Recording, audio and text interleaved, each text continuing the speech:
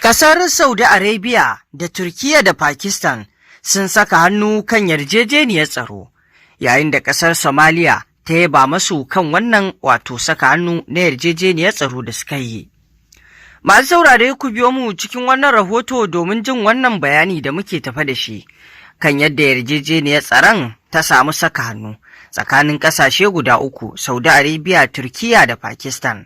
Shin wannan zai zamanto babban al'amari ne da zai ƙara ƙarfin ƙasashen, saboda cewa ƙasashe guda uku ne na musulunci suka haɗa hannu. Kamar yadda muka sani, haɗa hannu ga ƙasashen musulunci taimako ne da juna kuma ƙara wa juna ƙarfi ne. Turkiyya ta jaddada cewa yarjejeniyar tsaro haɗaka da ta sanya wa hannu tare da Saudiya da Pakistan a yayin da ake ci gaba da rikici tsakanin Amurka da Iran ba a yi ta domin ƙalubalantar wata ƙasar takamaimai ba. Daraktan hukumar sadarwa ta fadar shugaban Turkiyya, Burhanuddin Duran, ya rubuta a shafinsa na X cewa yarjejeniyar da aka cimma a Makka ba ta da niyyar ƙalubalantar wata ƙasa ta musamman. Za ta ƙarfafa tsaron bai ɗaya da ƙarfin daƙile barazana na ƙasashe uku. Kuma ta wannan hanya za ta taka muhimmiyar rawa wajen tabbatar da zaman lafiya da kwanciyar hankali a yankinmu. A baya Saudiya ma ta bayyana irin wannan matsayi, sai dai kamar yadda aka rawaito a baya, sanya hannun kan wannan yarjejeniya ya haifar da martani mai ƙarfi daga Iran, musamman daga Ibrahim Raza'i, memba a kwamitin tsaro na ƙasa da harkokin waje na Majalisar Kolin Musulunci ta Iran.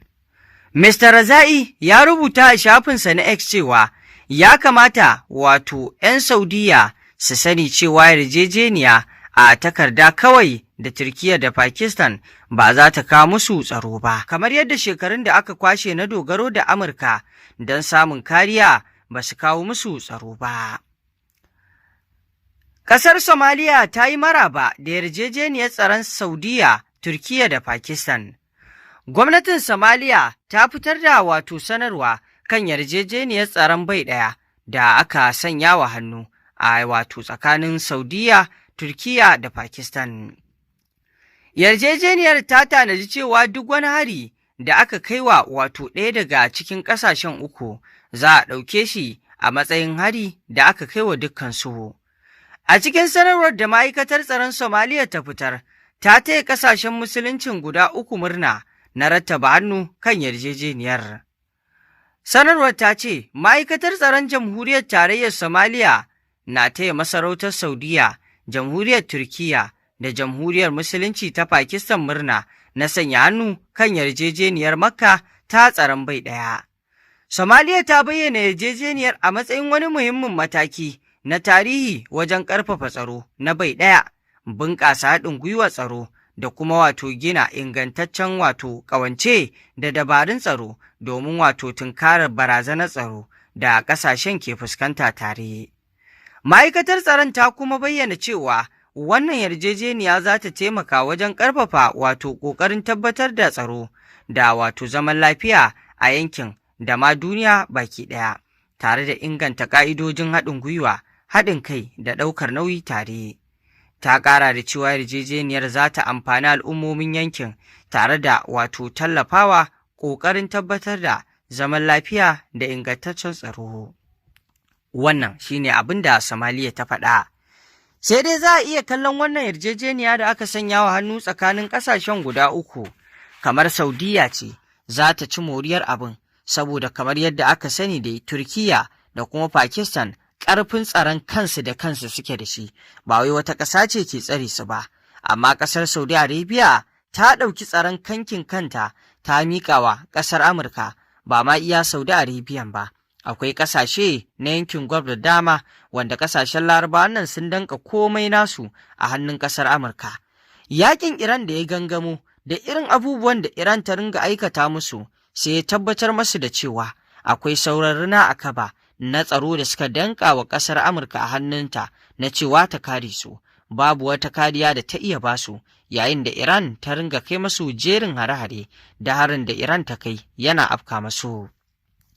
A nan ne fa wasu ke kira ganin cewar har in dai waɗannan ƙasashe na yankin Gulf za su farka daga baccin da suke, to fa a yanzu ne ya kamata su farka daga baccin da suke, saboda cewar yaƙin Iran ya bayyano masu, ya bujiro masu, ya fito masu da komai fili. Idan har za su gane, tsaro da suka danka wa ƙasar Amurka a hannunta na ta kare su, ba fa kare su za ta yi ba, ba kuma za ta iya ba su kariya ba. Ƙarshe irin tasirin tsaron da ya kamata a gani a wannan taƙi ta ba su, ƙarshe Isra'ila ta ringa karewa. Kuma sannan dama idan aka dawo a musulunce ma, kamar yadda Allah subhanahu wata'ala ya faɗa, waɗannan mutane babu wani abu nasu na gaskiya da za su zo maka da shi, duk wani al'amari nasu wato akwai yaudara a cikinsa. Sannan ƙasashen musulmai ya kamata su riƙe ‘yan uwansu kamar yadda wato yake, musulmi ɗan uwan musulmi ne, kuma kamar katanga da katanga ne. A ɗauki tsaro a danƙa wa wasu ƙasashe na ba musulmai ba, to fa ƙarshe babu abin da za su yi illa cin amana. To, da a ce ƙasashen musulunci ga baki ɗayansu za su tsaya wa juna, su haɗe kai gaba ɗaya, kai a ce ƙasashen yankin Gulf ga baki ɗayansu za su tsaya su wato riƙe juna ga baki ɗayansu, to fa tabbas babu wani wanda zai zo ko wata ƙasa ta zo ta huda su. Kowace ƙasa ba za ta iya tunkarar su ba da a ce sun haɗe hannayensu. A ce ƙasashen musulunci ga baki ɗaya su yi wannan yarjejeniya, duk wanda aka kai wa hari, to fa tamkar an kai wa duka ƙasashen musulunci hari ne. To fa babu wata ƙasa da ba ta musulunci ba da za ta iya tunkarar waɗannan ƙasashe na musulunci ta kai su ƙasa. To amma kash, har yanzu wannan ƙasashe ba su gane hakan ba, su dunkule guri ɗaya da juna. Wannan yarjejeniya ta tsaro da aka sanya hannu tsakanin ƙasar Saudi Arabia, Turkiyya da Pakistan, kamar yadda ake kallo, ƙasar Saudi Arabia ce za ta ci gajiyarta, domin ita Pakistan da kuma Turkiyya duk abin da ya taso za su iya tsare kansu, kuma suna ma iya yin abin da yake na komai da kansu. A yanzu dai ana kallon cewar kamar yakin nan na Iran shi ya sanya Saudiya ta shiga aka saka hannu akan wannan al'amari, inda dai babu shakka a yanzu kiran dai da ake wa ƙasashen nan na musulunci baki ɗaya, su tsaya wa junansu, su kare junansu, su haɗe guri guda, shi ne babban abin da zai ceci ƙasashen musulunci, ba wani abu ba. Domin kuwa wannan haɗuwa su je su haɗa kai da ƙasar da ba ta musulunci ba, kamar yadda ƙasashen yankin Gulf na Larabawa suka danka tsaronsu a hannun Amurka, to fa babu inda wannan zai kai su, kuma ba za su taɓa ba su kariya ba. Mutanen da suke ƙoƙarin ganin bayan musulunci, sannan su ne za ku ɗauki amanar tsaronku ku ba su? Kaga kenan, an gina ba a shiga ba. Kuna ƙoƙarin kare tsaron ƙasarku, amma kuma sirrin tsaron ƙasar da rashin wannan ɗinsa duk yana hannunsu, to kaga duk ta inda suka shigo maku, za ku ga inda ba ku yi zato ba. To masu saurare, ƙarshen rahoton kenan. Me za ku ce kan wannan yarjejeniya da aka sanya wa hannu tsakanin ƙasar Pakistan, Saudi Arabia da kuma Turkiyya? Shin kuna kallon cewar wannan yarjejeniya Saudiya ce za ta ci gajiyarta saboda tsaron da ta danka a Amurka ba ta gara